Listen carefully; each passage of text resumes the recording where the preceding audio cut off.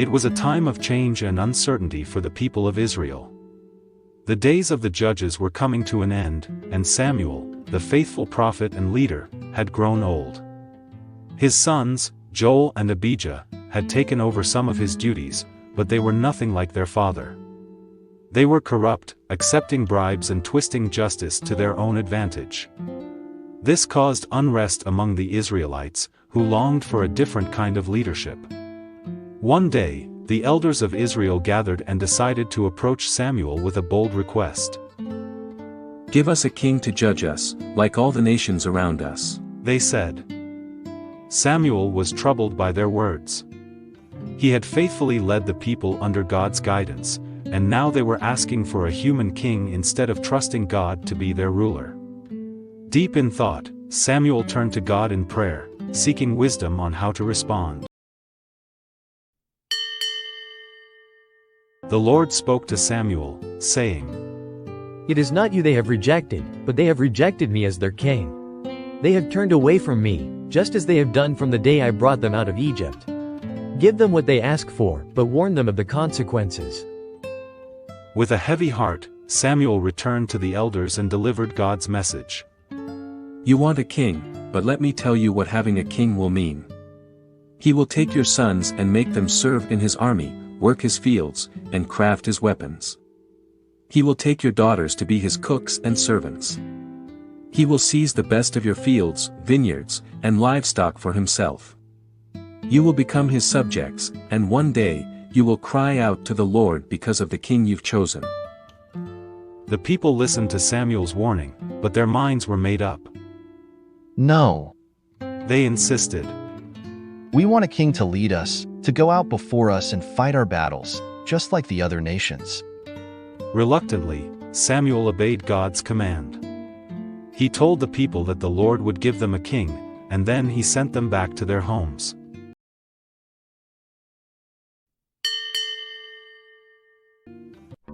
Far from the elders' discussions about kings and leadership, a young man named Saul was going about his daily life in the land of Benjamin.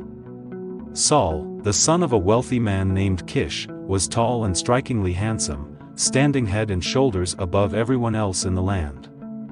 Yet, for all his good looks, Saul lived a simple life.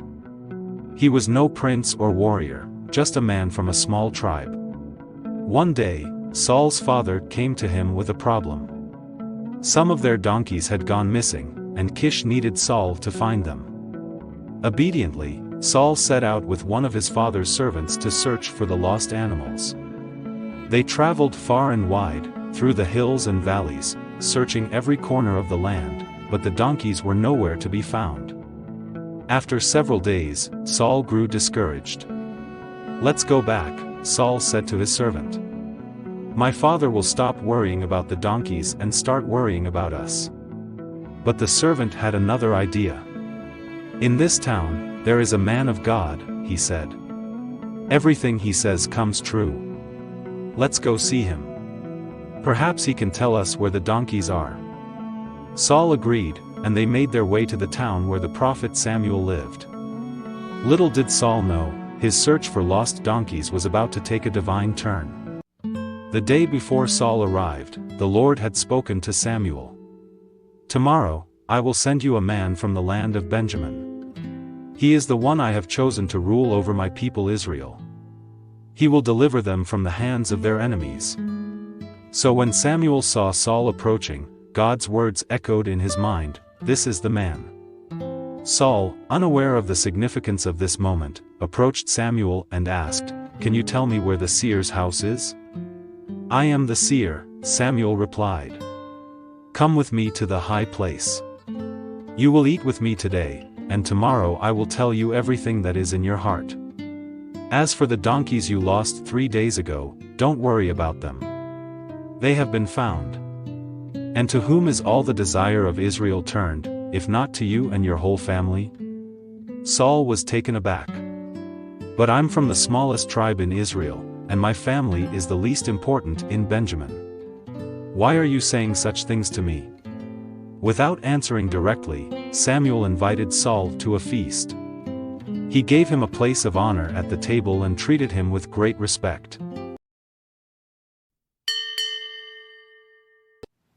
That night, Saul stayed with Samuel, and early the next morning, Samuel prepared to share a message that would change Saul's life forever.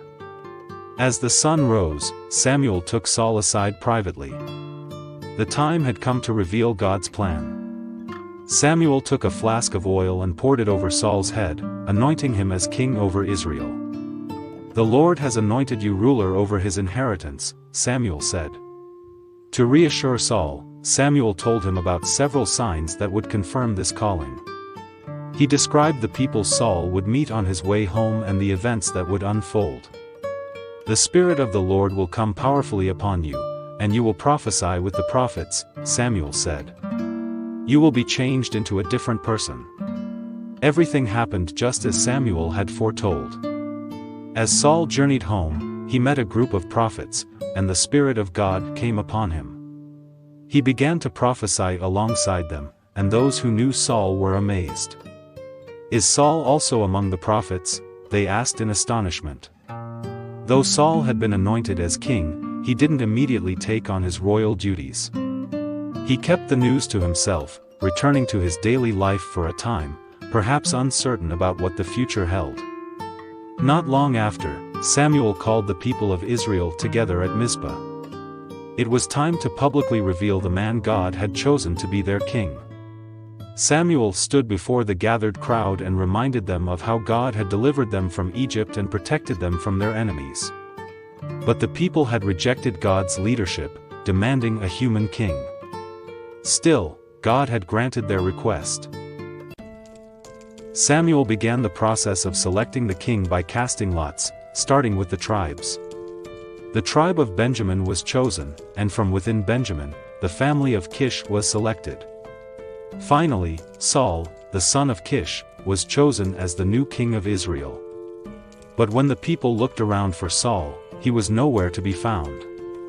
After searching, they discovered that Saul had hidden himself among the supplies, perhaps overwhelmed by the weight of his new role. When they brought him out and presented him to the people, Saul stood head and shoulders above everyone else. His impressive stature made an impact. Samuel declared, "This is the man the Lord has chosen. There is no one like him among all the people." The crowd responded with a loud cheer, "Long live the king!" After Saul was declared king, Samuel spoke to the people again, laying out the responsibilities of a king and how he should lead according to God's laws. He wrote these instructions down on a scroll and placed it before the Lord. Then, the people returned to their homes, and Saul went back to his normal life for a while, until his reign as king would fully begin. The story of Saul's rise to kingship teaches us several valuable lessons. 1. God listens, even when we make the wrong requests. The Israelites wanted a king, even though it wasn't the best choice for them. God listened to their request but warned them of the consequences. Sometimes, God allows us to make choices, even when those choices may not be ideal, because He respects our free will. 2. Human desires are not always God's best plan. The people of Israel wanted to be like the other nations, with a king to lead them into battle. But God had been their king all along. We must be careful not to desire things simply because others have them, especially if they distract us from God's will. 3. God uses imperfect people. Saul was not a perfect man. He came from a small tribe, and he was hesitant and unsure about becoming king. Yet God chose him for a special purpose. This shows us that God can use anyone to fulfill His plans, no matter their background or insecurities. For God's plan is greater than our understanding. Saul's journey from searching for lost donkeys to being anointed as king was unexpected. Often, God works in ways we do not anticipate, and we must trust His plan, even when it doesn't make sense to us at the time. The story of Saul being chosen as the first king of Israel is a powerful reminder of God's sovereignty and the importance of trusting His leadership. While the Israelites wanted a king to be like other nations, God remained in control, guiding the process and working through imperfect people like Saul. As you reflect on this story, think about how God might be calling you to trust His plan, even in unexpected or challenging circumstances. If you have gained any insight from this story, please leave a comment below. Don't forget to like the video and subscribe to the channel for more biblical narratives and insights. The video and subscribe to the channel for more biblical narratives and insights. Thank you for watching.